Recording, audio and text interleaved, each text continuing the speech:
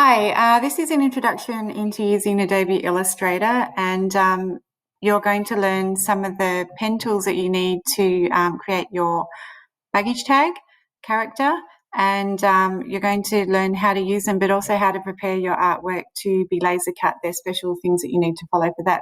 So the first thing that you need to do is decide on with your teacher how many colors that you should be using for your design.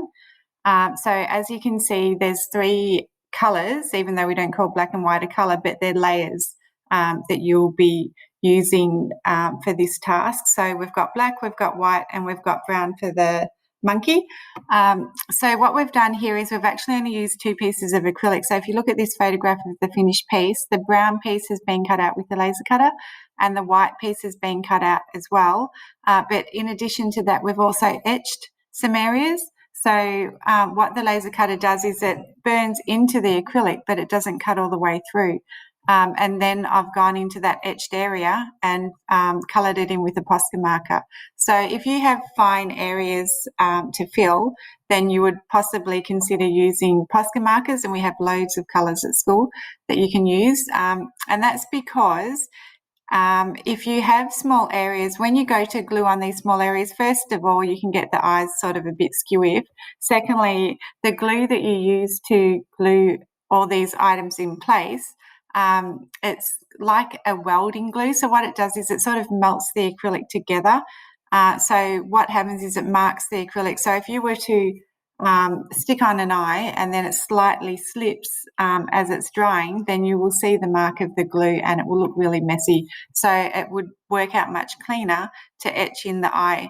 What happens when we get acrylic is that it has a cover of plastic or paper on top to protect it from scratching. So when you etch it, that burns away that covering. But everything else is covered still, so it's really easy to colour in with the Posca marker. When you're finished, then you peel back the protective tape, and then you're left with really clean areas that you're filling here. So that's firstly what you need to consider before you even start preparing your artwork to laser etch. One, because you need to know whether you're going to cut or etch. So cutting in etching, we have here fine lines. 0.15 millimeters is the line weight that we use for laser cutting. If you have it too thick, then it won't cut through. It will see it as something that's got to be etched. So it has to be 0.15 millimeters thick. For etching, you fill it in black, and then the machine reads that that's etching, not cutting. So that's how you have to distinguish or prepare your artwork for laser cutting.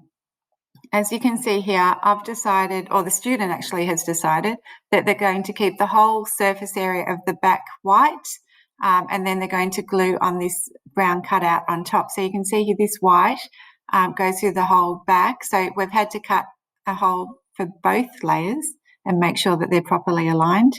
And then we've just cut out the area here so that the white shows through from behind. And then we've etched in for the eyes, the nose, and the mouth, as you can see in this artwork here.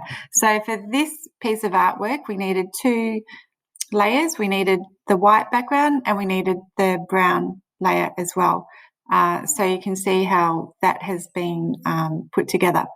So imagine that this is your illustration. What you need to do first is scan your image or take a photograph if you're at home and place it into Illustrator to the correct size. Speak to your teacher about that before you start tracing, and then you're going to lock your image into place. So you're going to go Object, down to Lock, Selection. So I'm just going to trace right over the top of this actual Illustrator drawing, but imagine that you had your own illustration in the background there, and then you can start tracing it.